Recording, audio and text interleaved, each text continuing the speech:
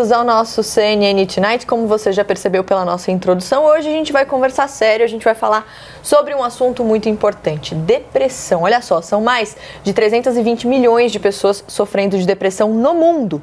Aqui no Brasil, mais de 16 milhões de pessoas, números que ainda não têm o impacto da pandemia e do isolamento social. Como eu disse, é um assunto sério, mas muita gente ainda resiste em falar sobre isso, por isso então a gente trouxe a discussão para cá, hoje junto com um especialista, o psiquiatra Arthur Danila, já está com a gente aqui na bancada. Ele é coordenador do Programa de Mudança de Hábito e Estilo de Vida do Instituto de Psiquiatria do Hospital das Clínicas da USP. Doutor Arthur, eu queria primeiro agradecer, é um prazer ter você com a gente aqui, porque é um assunto, como eu disse, que as pessoas ainda resistem muito, né, em falar sobre isso, porque ainda é um tabu falar sobre depressão. Pois é, Maria Aliás, obrigado pela honra de estar aqui com vocês, uma bancada de altíssimo nível, para poder contribuir. Depressão é uma questão classicamente estigmatizada, assim como os transtornos psiquiátricos de uma forma geral, né? A gente tem, historicamente, um caminho que a psiquiatria nos primeiros anos, primeiros séculos, né, caminhou e que excluía os pacientes psiquiátricos da sociedade. Era uma política que era de exclusão, de afastamento. Né? Daí a ideia, né, que as pessoas têm, se eu tiver algo que eu precise de algum acompanhamento psiquiátrico, eu precise de algum tratamento, isso quer dizer que eu vou estar excluído da sociedade.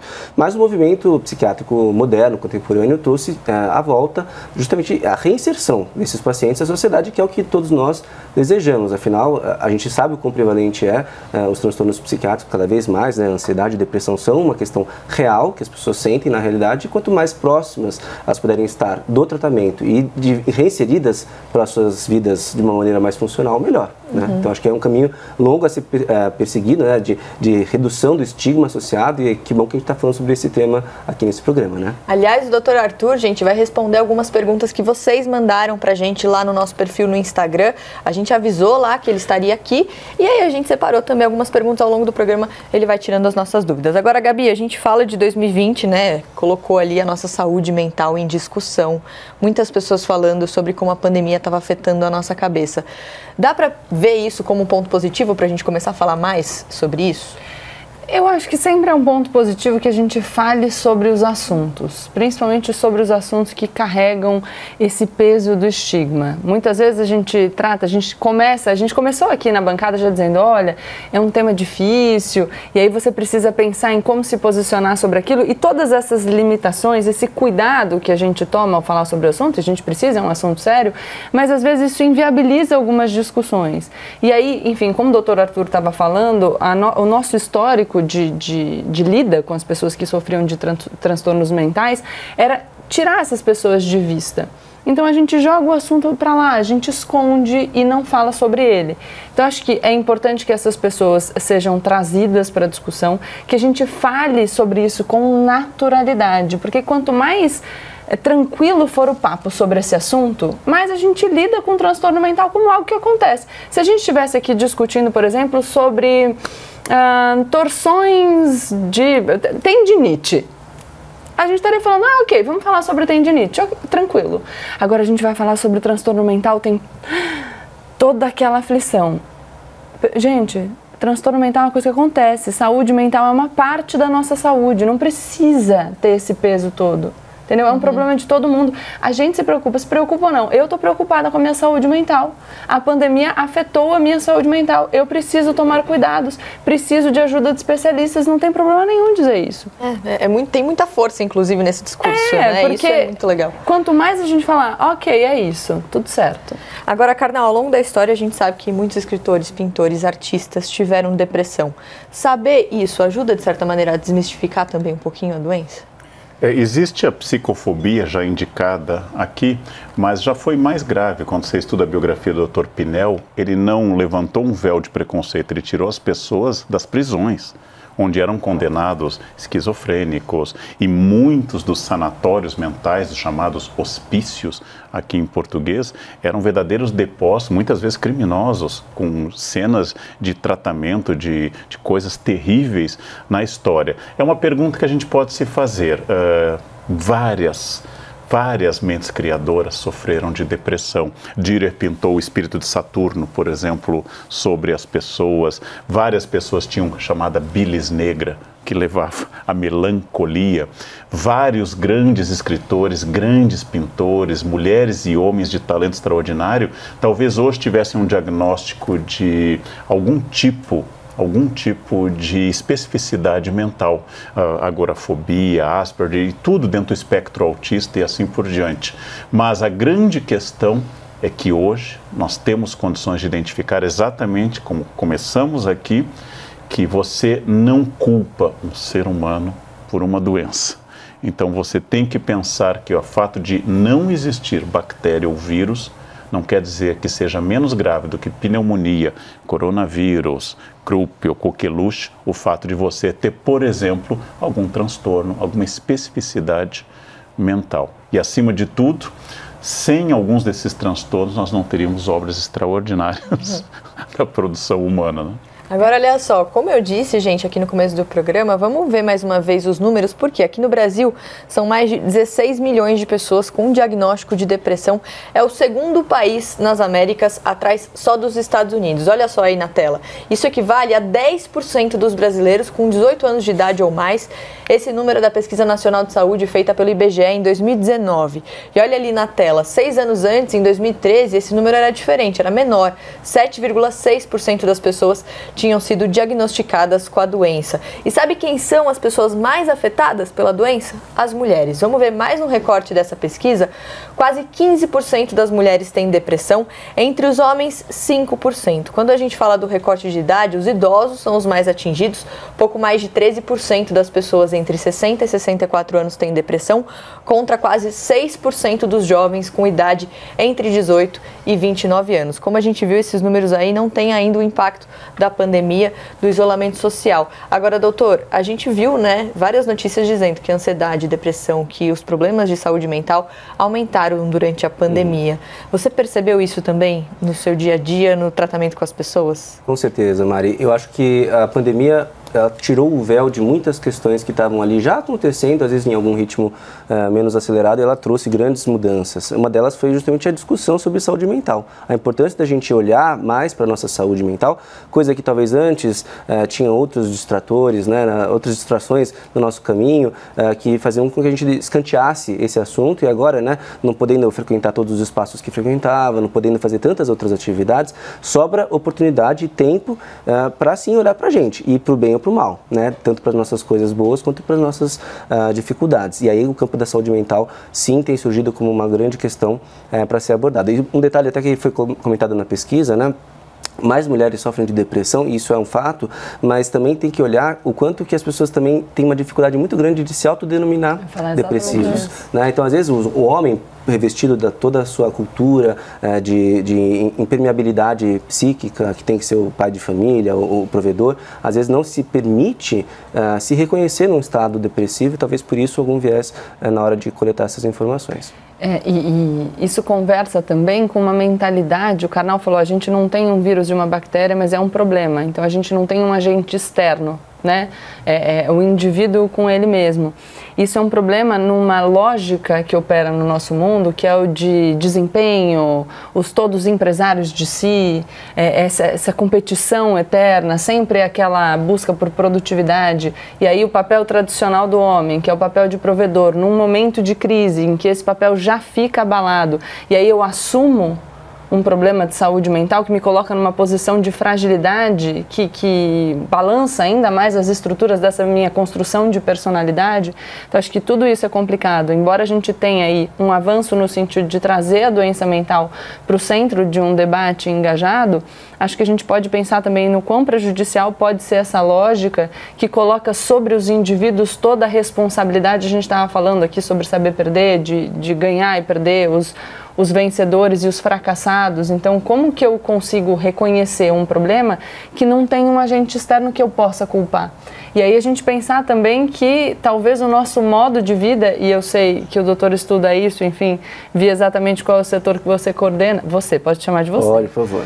Mas acho que é importante a gente falar sobre isso também, porque existe um contexto que acho que favorece um comportamento cada vez mais ansioso, enfim, que pode funcionar como um gatilho para problemas de saúde mental? A gente Com pode certeza. começar? Quando a gente vai falar de transtornos psiquiátricos, a gente sempre usa uma abordagem que é a de biopsicossocial. São os 3 grandes determinantes dos transtornos mentais. Então, óbvio, existe o aspecto biológico, genético, até herdado, né? Então, a gente vê que famílias depressivas têm mais chance de passar isso adiante, embora o ambiente modifica, né? Isso é o 3º ponto. Então, a parte biológica, a parte psicológica, alguns traços de personalidade que também partes são herdadas, partes são construídas ao longo da vida, e a questão social, que envolve nosso ambiente. Então, se a sociedade, se a cultura pressupõe um ritmo de funcionamento, uma produtividade que nos aprisiona, de certa maneira, pode ser um fator precipitante. E é o que a gente está vendo na pandemia. Então, respondendo a sua pergunta, Mari, sim, a pandemia, pelo peso social que acarreta e todas as transformações, aumenta sim a nossa percepção, pelo menos nos consultórios, nos ambientes hospitalares, de transtornos psiquiátricos. Eu recomendaria até, como professor e leigo no campo da psiquiatria, como a experiência de lidar com jovens, 3 questões. Nem toda tristeza é depressão. Então, você perdeu alguém e há um tempo determinado da tristeza, isso não é depressão, ainda que o luto possa detonar um processo depressivo. Segundo, medicamento, só com um profissional, e não é para todos os casos, só com um profissional, exclusivamente com um profissional, jamais na internet ou no grupo do churrasco da família, jamais. E terceiro lugar, qualquer notícia indireta sobre suicídio, preste atenção, é uma mensagem, não menospreze nunca a mensagem de alguém que diz que está pensando em se matar, nunca menospreze, porque pode ser um recado importante. É um assunto muito sério, por isso que a gente está conversando aqui. Agora, como identificar os sinais? Porque é uma doença que aparece ali, né? No nosso jeito de lidar com as situações. Aí desânimo, falta de vontade, choro fácil, até mudanças no sono, mudanças no apetite. Justamente por ser essa combinação de reações tão comuns aos nossos problemas do dia a dia, o diagnóstico nem sempre é muito claro. Ele pode estar cercado também de preconceitos. Por isso é importante procurar ajuda médica. Vamos começar a nossa rodada de entrevistas ouvindo a neuropsicóloga Júlia Kucinski. Ela ajuda a gente a entender o que se passa, então, na cabeça de alguém com depressão. Olha só. Primeiro ponto importante. A depressão não é facultativa, então não depende da vontade do sujeito. É um estado de adoecimento, assim como diabetes, hipertensão, outras doenças. Durante o episódio depressivo, o nosso cérebro sofre um desequilíbrio químico que compromete o funcionamento dos neurotransmissores. Os neurotransmissores são responsáveis pela comunicação entre os nossos neurônios. Os principais neurotransmissores envolvidos no processo depressivo são a serotonina e a noradrenalina. Então, o funcionamento do cérebro de uma pessoa deprimida não é igual ao funcionamento de uma pessoa que não apresenta a doença. Eu vou emendar o que a Júlia falou com as perguntas que a gente recebeu aqui no nosso Instagram. Você segue lá no nosso perfil, @CNN Brasil Tonight. Participa de todas as nossas conversas, enquetes, discussões. É só seguir a gente e ficar de olho. A gente pediu então para vocês mandarem perguntas para o Dr. Arthur. E a primeira é justamente dentro desse assunto. Como perceber o início de uma depressão? Quais são os sinais de alerta? O Karnal falou sobre a tristeza e tem muita gente que confunde justamente isso. Um episódio de tristeza profunda é um sinal de alerta? Não dá para confundir. Como perceber isso?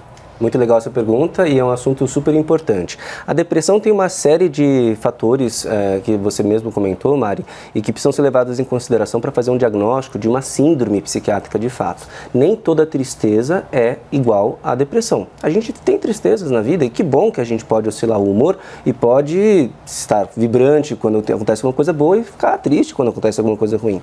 Mas se essa tristeza é pervasiva, ela continua por mais tempo e não te larga, por pelo menos 2 semanas, aí a gente está falando de uma tristeza, então, que é presente, marcante, impactante na sua qualidade de vida, e aí pode ser, sim, aí um sinal que a gente vai levar em consideração para construir o diagnóstico de depressão. Além da tristeza pervasiva, continuada por 15 dias, pelo menos 2 semanas, portanto, a gente tem a dificuldade de sentir prazer em coisas que antes eram prazerosas. Então, veja, eu gostava de ver filmes no Netflix, por exemplo, e aí eu começo a não apreciar mais isso. Não é nada que, eu adorava viajar, mas viajar é uma circunstância muito específica. São coisas pequenas do dia a dia que nos dão prazer. Eu gosto de lavar louça, por exemplo, tem gente que gosta, né? Então, e se eu perco a capacidade de sentir prazer nessas coisas que antes eram prazerosas, isso é o que a gente chama de hipoedonia ou anedonia, que é a redução dessa capacidade. Isso também é um dos grandes fatores relacionados à depressão. Então, tristeza e anedonia. Esses são os dois principais fatores. E, associados a eles, a gente precisa de alguns outros fatores para realmente marcar aquilo como um diagnóstico de depressão.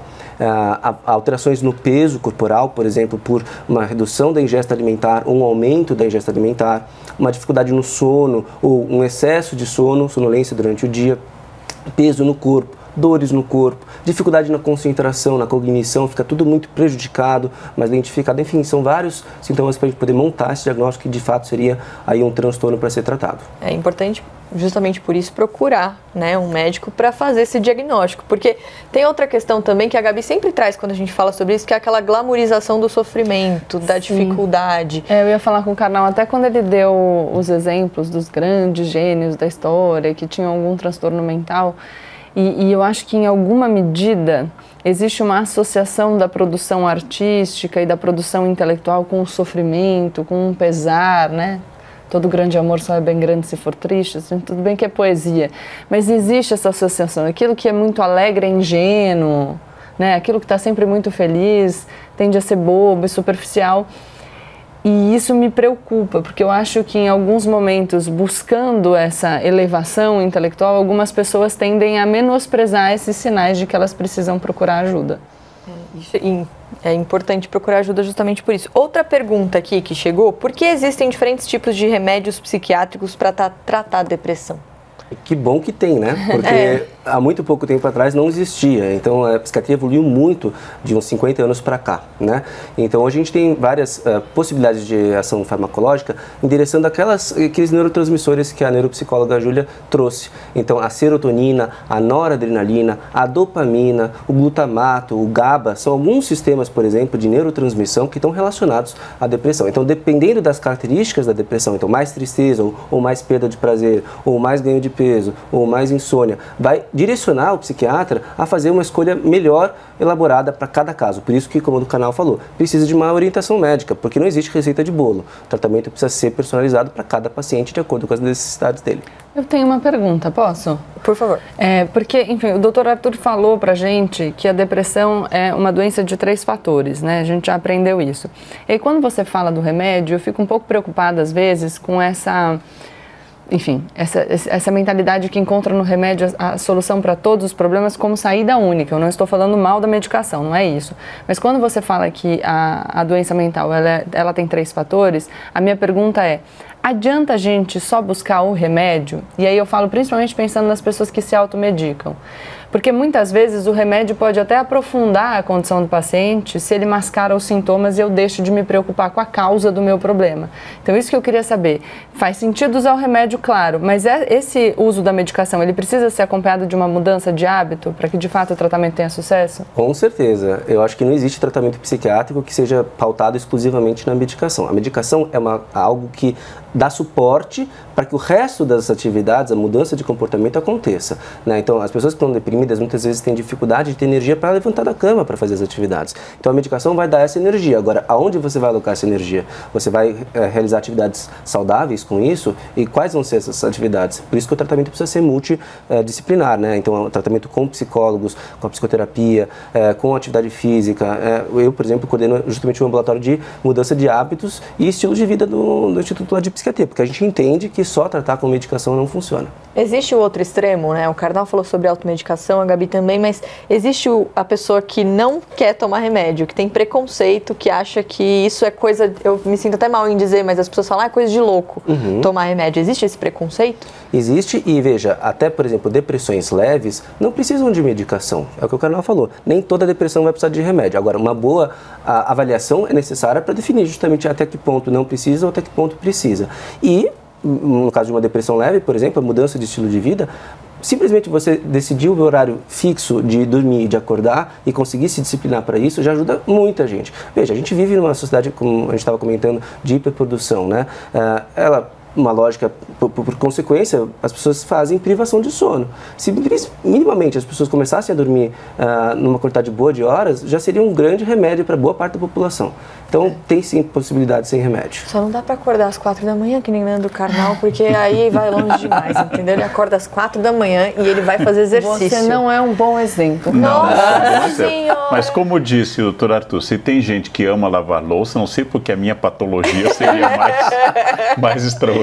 Onde Alguém estão que essas ama pessoas? lavar louça e tem que fazer o quê? Eletrochoque? Não sei. Entre lavar louça e acordar às 4 da manhã, Mari Palma? Ih, escolha difícil. Acordar às 4 da manhã. Sério? Nossa, eu lavo a louça. Sério, tranquilamente. Ai, Nossa, gente, vai lavar 3 louças no dia. Então tudo bem, a gente se daria bem. Podemos casar? Podemos casar. Não, ela casa comigo que acordaremos na mesma hora e você lava a louça do café da manhã. Pronto. A gente vai ser um trisal. Exatamente. Todo Por que mundo não? tá feliz. Por Olha lá, que o Carnal não? quer participar de Não, eu Mariela, fiquei com gente. a louça Amei. nesse casamento, não gostei. Deu tudo errado, né? Começo de um sonho, deu tudo errado. Bom, gente, você já ouviu falar no livro O Demônio do Meio-Dia, uma anatomia da depressão? Ele foi escrito em 2001 pelo Andrew Solomon, que é um jornalista e escritor americano. Olha aí na tela, o livro conta a própria experiência dele com a doença, além de, claro, relatos de pacientes, opiniões de especialistas também. Hoje ele é considerado uma referência sobre a depressão para leigos e também para quem atua na área da saúde. Olha que chique, ele conversou com o Tonight. A gente sabe que algumas pessoas têm predisposição a desenvolver depressão ao longo da vida, mas o Solomon destaca que fatores externos, estresse, por exemplo, podem aumentar as chances da doença aparecer. Ele explica agora como a doença pode afetar, então, cada pessoa de um jeito diferente. Vamos ouvir o que ele diz com a tradução do nosso editor de internacional, Pablo Reli. Olha só. Sou muito interessado pela forma como a depressão se manifesta em cada pessoa. Este é um momento em que lutamos com questões de diversidade, em que procuramos entender e esclarecer as diferentes experiências que as pessoas estão vivendo no mesmo país.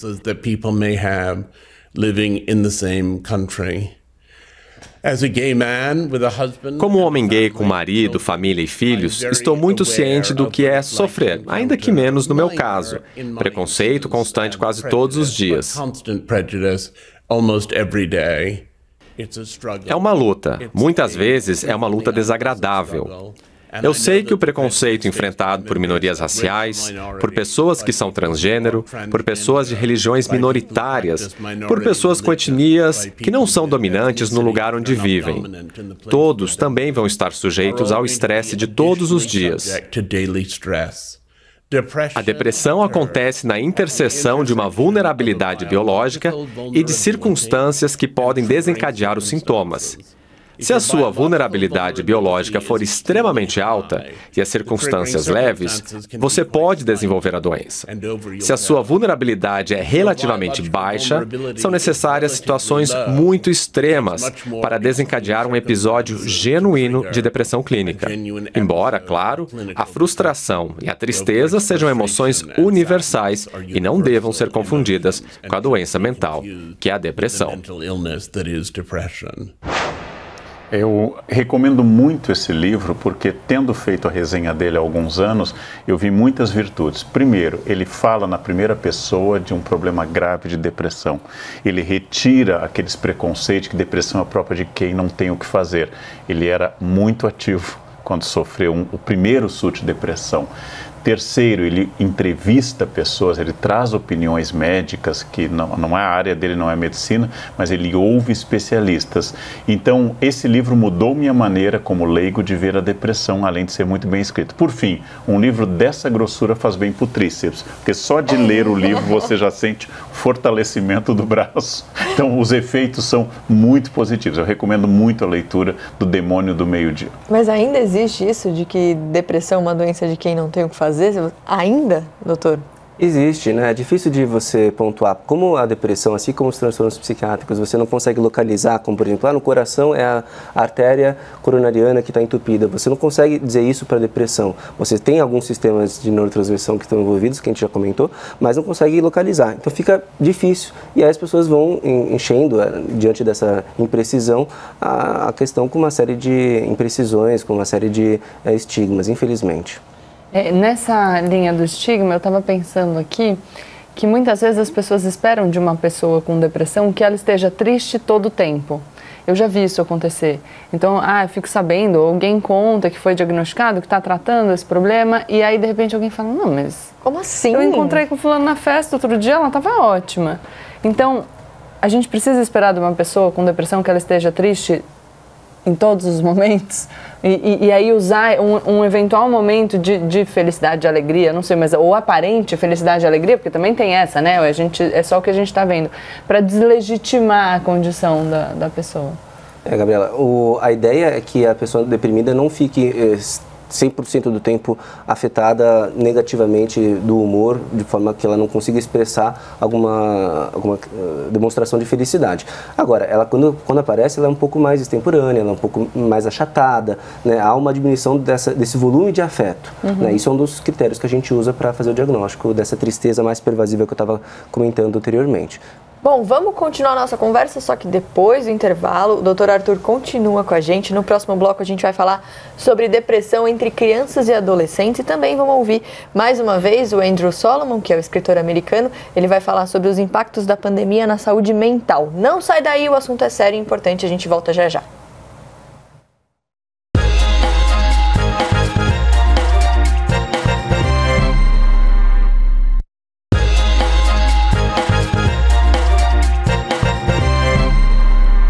CNN Tonight de volta. Hoje a gente está falando sobre depressão. Psiquiatra Dr. Arthur Danila com a gente aqui, tirando todas as dúvidas que vocês mandaram pra gente lá no nosso perfil no Instagram, @CNN Brasil Tonight. Lembrando que a gente está em todas as redes sociais e vocês também participam na hashtag CNN Brasil Tonight. A gente sempre está de olho em vocês.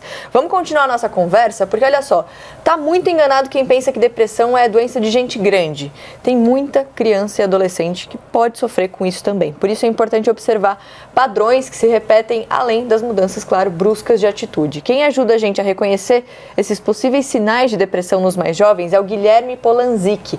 Ele é professor de psiquiatria da infância e adolescência na Faculdade de Medicina da Universidade de São Paulo. Olha só. A depressão em crianças e adolescentes se manifesta de uma forma similar a como se manifesta em adultos. É preciso que exista uma alteração de humor, e essa alteração de humor pode ser tristeza, uma tristeza maior, mais intensa, mais persistente do que acontecia, ou uma tristeza que não acontecia antes, ou também uma irritabilidade, uma propensão a sentir raiva. Entre crianças e adolescentes, a irritabilidade é a alteração de humor mais frequente. Junto dela, um pensamento mais negativo sobre si próprio, sobre a vida de uma forma geral, alterações de comportamento.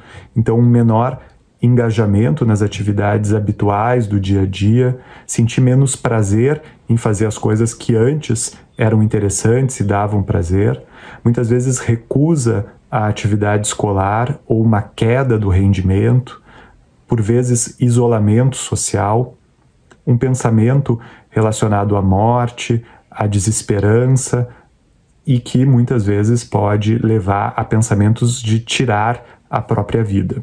Alterações de sono, alterações de apetite, dificuldade de concentração, uma sensação de cansaço são também sintomas muito frequentes de depressão.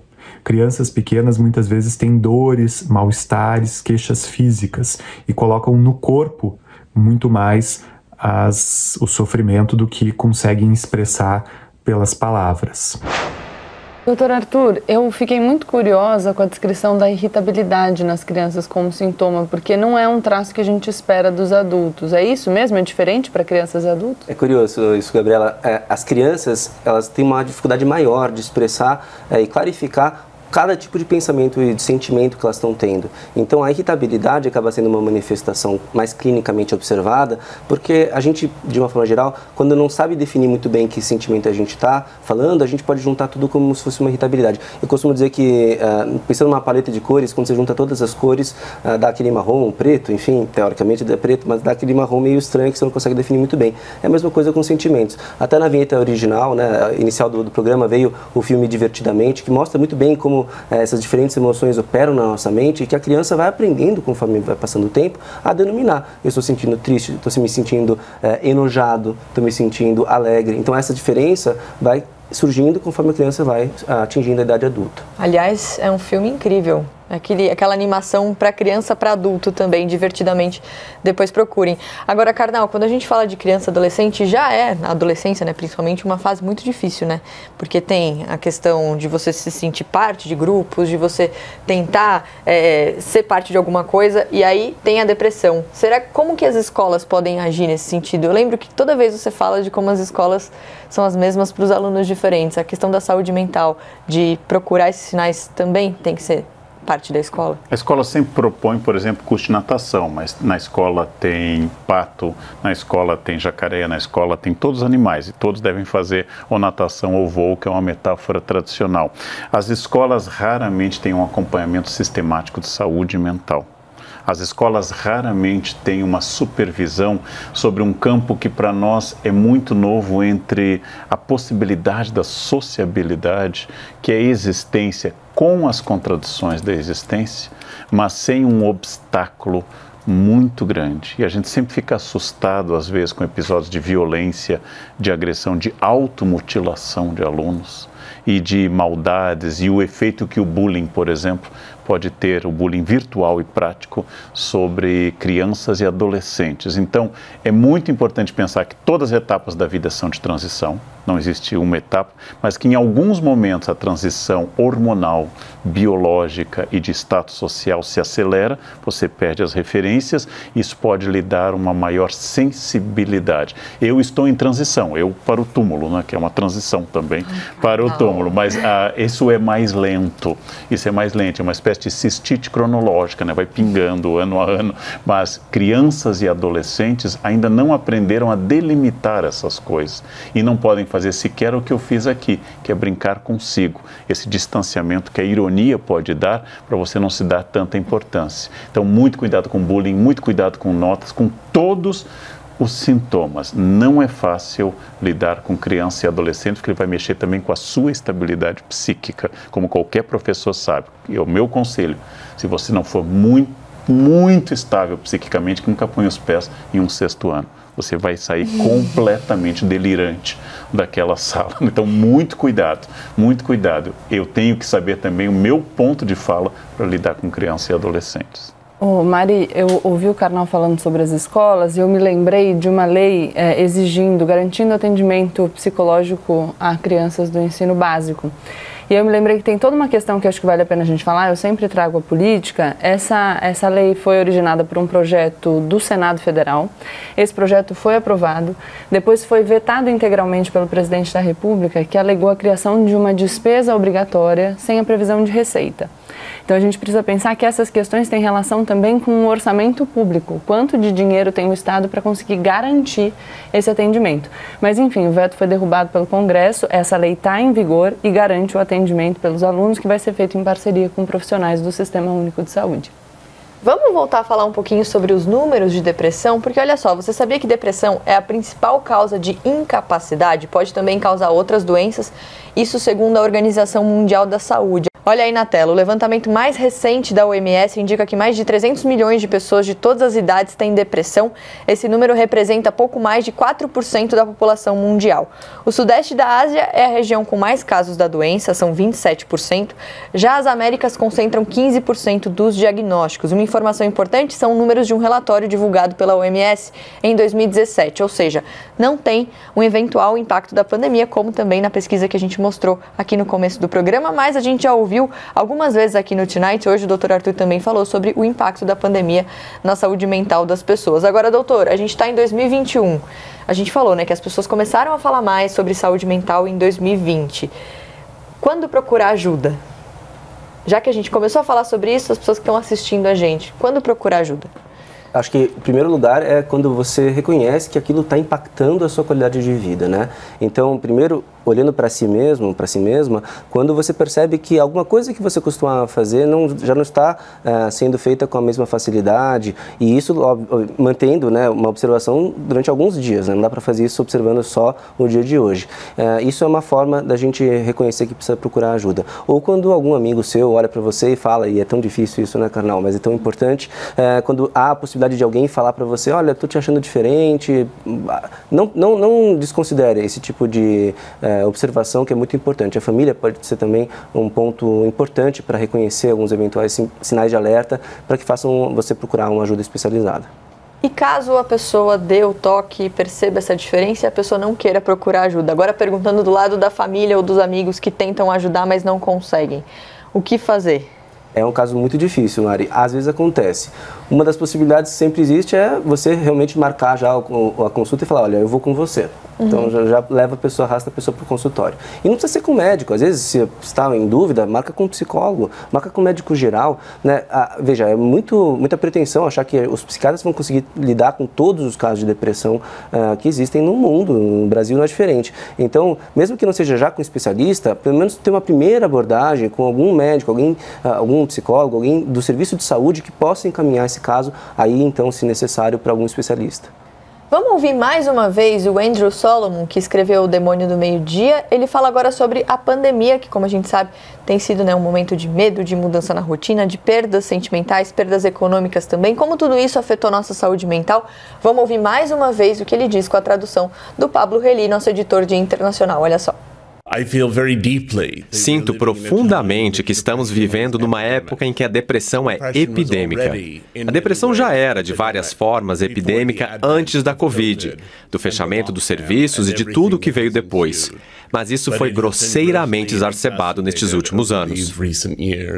Há uma taxa extremamente alta de depressão na população, que é causada em parte pelo isolamento, em parte pelo medo do que pode acontecer com as pessoas, em parte pelo luto, se estas pessoas perderam alguém que conheciam e amavam, e em parte pelas consequências econômicas deste momento terrível da história mundial. And partly by the economic consequences of this terrible moment in world history. Há motivos para esperança, agora com a vacina no horizonte e com o que parece ser uma mudança eleitoral significativa nos Estados Unidos, que pode sinalizar um afastamento de homens poderosos e de suas táticas de intimidação. Mas não há dúvida de que, apesar de tudo, muitas pessoas estão lidando com os sintomas terríveis da depressão. Muitas delas pela primeira vez, e muitas sem qualquer história familiar de depressão ou conhecimento de como tratar a doença. É crucial, ao enfrentar uma crise de saúde, não negligenciar uma crise de saúde mental. A crise de saúde mental é real, é contínua, é profunda, é significativa e dolorosa. Vocês viram aí que o Solomon fala sobre uma possível mudança eleitoral. Só para deixar registrado, esse vídeo foi gravado antes da confirmação do resultado das eleições americanas.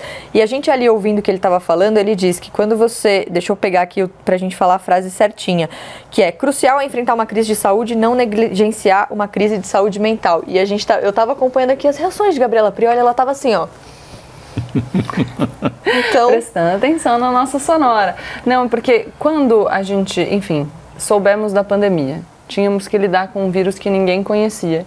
E aí as medidas que se impuseram foram medidas de isolamento com todas as consequências que nós saberíamos que as medidas de isolamento teriam. Consequências para a economia, consequências para a saúde mental das pessoas. Mas, por enquanto, com os dados disponíveis, o que a gente conseguia fazer para conseguir impedir a disseminação muito rápida de um vírus cujo principal traço negativo é o alto poder de disseminação, a questão era toda de achatar a curva, enfim, a gente teve que impor as medidas de isolamento. E aí eu observei um movimento que foi muita gente que não falava sobre saúde mental, que muitas vezes menospreza a relevância que tem, por exemplo, o nosso Sistema Único de Saúde, falando de saúde mental só para usar como argumento para que as medidas de isolamento fossem flexibilizadas.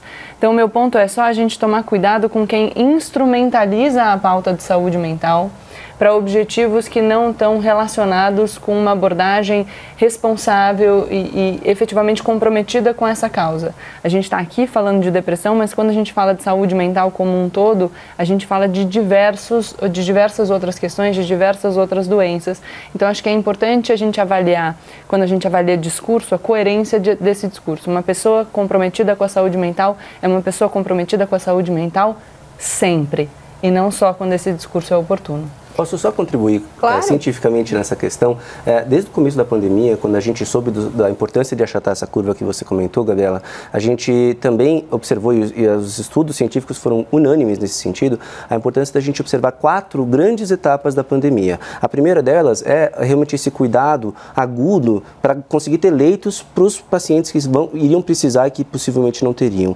A segunda, o que a gente chamou inclusive de 4 ondas da pandemia, não sei se vocês chegaram a conhecer, mas a segunda onda seria aqueles casos agudos de saúde que poderiam ser negligenciados porque as pessoas estavam com medo de ir até o hospital. Então, por exemplo, a pessoa infarta e tem muito medo de ir ao hospital porque tem medo de contrair o coronavírus no hospital. Terceira onda, os casos crônicos. Então, por exemplo, câncer. A pessoa está fazendo monitoramento do câncer, tem que fazer uma ressonância magnética e não vai ao hospital com medo de contrair o coronavírus e aí não faz o estagiamento correto do câncer. E a quarta onda é sim a onda de saúde mental. Isso é unânime em todos os pesquisadores. O quanto que a pandemia sim impacta a saúde mental e isso precisa ser designado e assegurado desde o começo, desde o ponto zero da pandemia. Vamos ver mais algumas perguntas que as pessoas mandaram, doutor? A gente tem aqui várias, mas infelizmente não vai ter tempo da gente ver todas, então a gente separou algumas. Existe cura para a depressão? Olha, a gente não fala de cura, até porque seria um pouco audacioso da nossa parte falar de cura, e eu até nem diria só para psiquiatria, eu diria para medicina de uma forma geral, né? Já diz um aforisma de um escritor que a gente não sabe exatamente quem foi que fez, mas que a função da medicina é aliviar frequentemente, confortar sempre, né? A cura, às vezes, quando é possível. No caso dos transtornos psiquiátricos, a gente fala de controle, e um bom controle. Controle com qualidade de vida, com segurança, com saúde mental. Então, sim, é possível falar de controle no tratamento e uma ótima qualidade de vida. Agora, cura é um pouco audacioso da nossa parte de falar. Eu quero lembrar, inclusive, vocês aí que acompanham a gente, que a gente está em todas as redes sociais, YouTube, Facebook, Twitter e no Instagram. Lá no Instagram, inclusive, que vocês mandaram essas perguntas pra gente, as perguntas pro Dr. Arthur Danila. Você acompanha a gente em todas as redes sociais, a gente coloca o QR Code aqui, você pega a câmera do teu celular, aponta para esse QR Code e vai direto para uma das nossas páginas. O Karnal tá com saudades do QR Code, gente. Vocês deixaram ele só comigo. É só dela agora. Só comigo. Só dela. Faz tempo, né? É assim, olha lá. Tem um pouquinho de novo. Ali. Ele adora. Isso aqui é pra quem é seguidor raiz do Tonight, porque essa brincadeira, ela é lá do começo. Até a gente não renovou a brincadeira. Vamos pensar em uma nova, né? Essa já tá ficando velha. Bom, gente, tem um erro que muita gente comete, é o de confundir tristeza com depressão. A gente já falou um pouquinho sobre isso aqui. Sim, às vezes uma pessoa pode só estar triste mesmo. Mas quando o desânimo toma conta da rotina, o problema fica mais sério. Vamos ouvir mais uma vez a Júlia Kucinski, que é neuropsicóloga. Ela ajuda a gente a identificar quais aspectos diferenciam, então, quem está triste de quem está deprimido. Olha só. Algumas características diferem a depressão de uma tristeza comum. Na depressão, há um comprometimento do pragmatismo, ou seja, há um prejuízo da vida socioocupacional do indivíduo e em outros âmbitos da vida, e isso configura um transtorno. Já a tristeza costuma ser pontual e reativa a um acontecimento. Nesse caso, o cérebro é capaz de modular os sentimentos negativos. Pessoas que já passaram por algum episódio depressivo conseguem facilmente diferenciar a tristeza da depressão. Agora, vamos continuar conversando daqui a pouquinho. Eu sempre falo isso para você ficar com a gente, porque a gente vai fazer um intervalo no próximo bloco. Uma criança ou adolescente deprimido vai ser necessariamente um adulto com depressão? Vamos falar sobre isso daqui a pouquinho e a gente também vai falar sobre como ajudar alguém que está com depressão. Fica aí que a gente volta já já.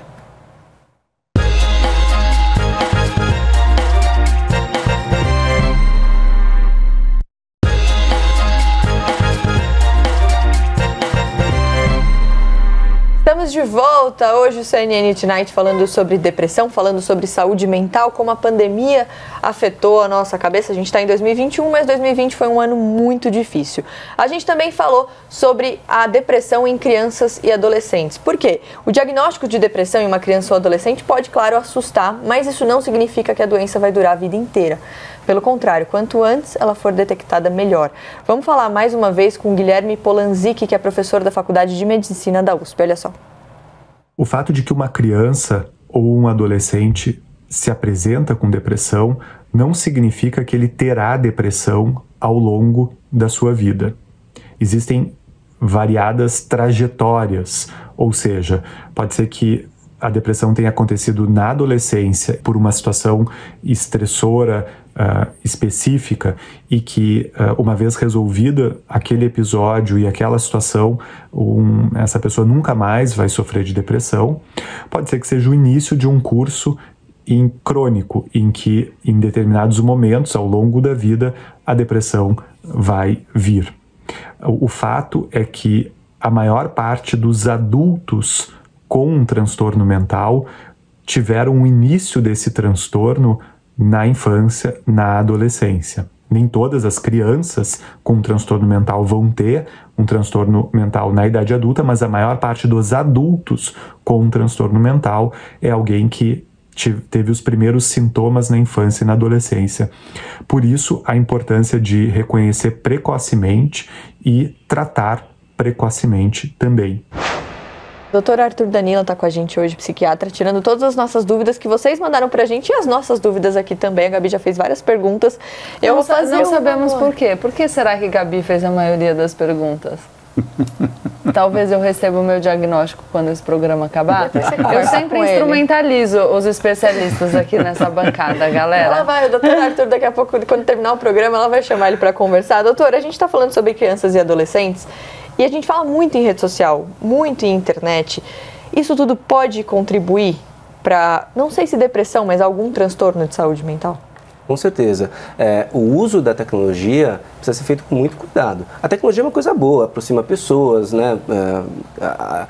Aproxima distâncias, isso é muito positivo. Agora, se esse uso for usado de uma maneira exagerada ou pouco filtrada, ou dependendo da qualidade do conteúdo que for apresentado, e hoje em dia a gente tem toda essa questão do impulsionamento, do direcionamento, isso pode gerar, sim, uma comparação infiel, né, com a realidade, e que pode fazer com que as pessoas se autodepreciem e possam ter, eventualmente, algo que possa ser uma vulnerabilidade para o adoecimento mental. Não quer dizer que vai contribuir exclusivamente, porque a gente fala que os transtornos psiquiátricos são multifatoriais, mas sim, é uma realidade que pode contribuir, sim.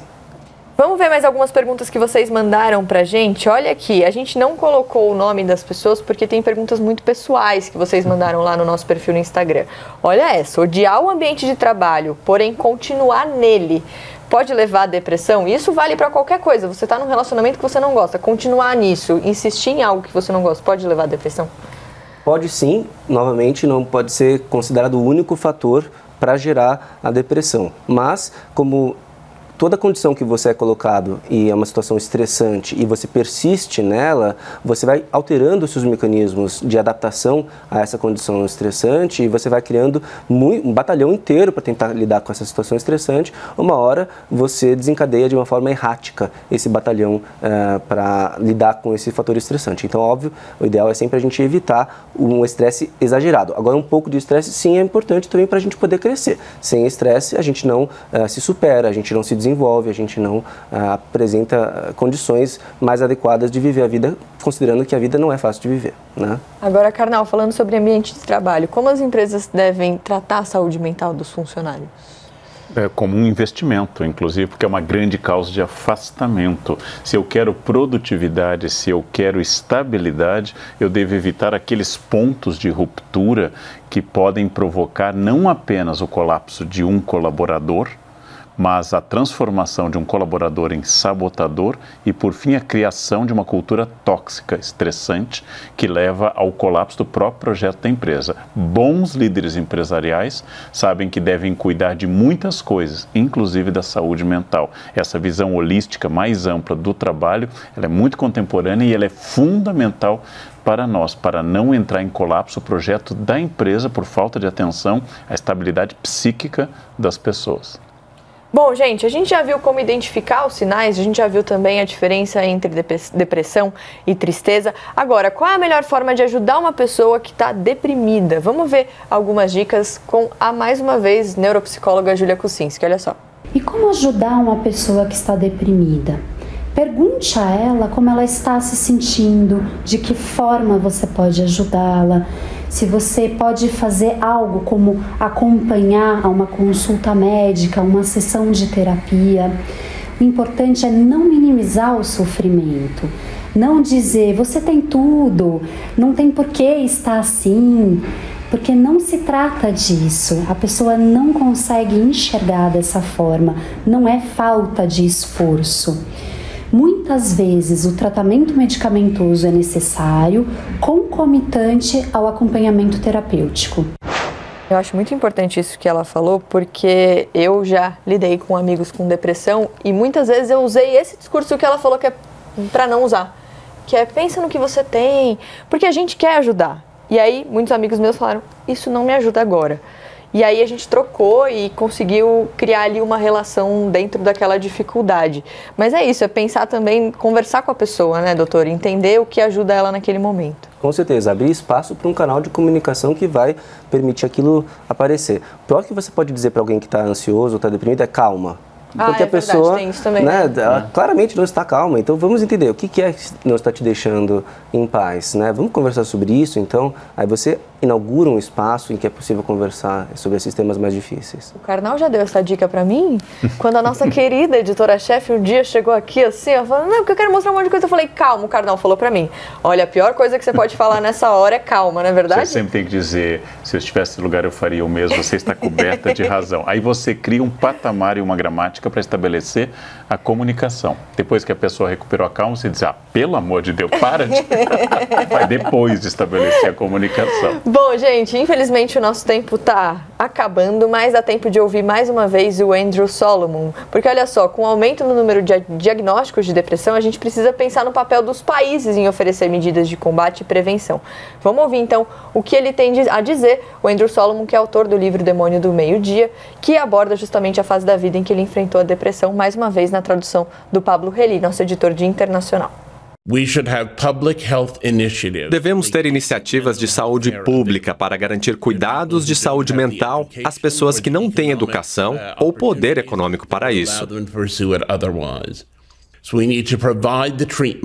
Portanto, temos que oferecer o tratamento para as pessoas que sabem que precisam disso e identificar quem não sabe que precisa. Hoje isso é tratado como uma espécie de luxo glorioso. O país está concentrando esforços na distribuição de vacinas e em outras medidas urgentes. Eu não tiraria essas medidas. Mas a saúde mental não é algo mais luxuoso do que a saúde física. Ter um país repleto de pessoas terrivelmente deprimidas é ter um país em que as pessoas não podem trabalhar, não podem interagir, não podem ajudar os filhos, não podem ensinar habilidades básicas que essas crianças vão precisar quando crescerem, quando completarem sua educação e escolherem qual área vão seguir.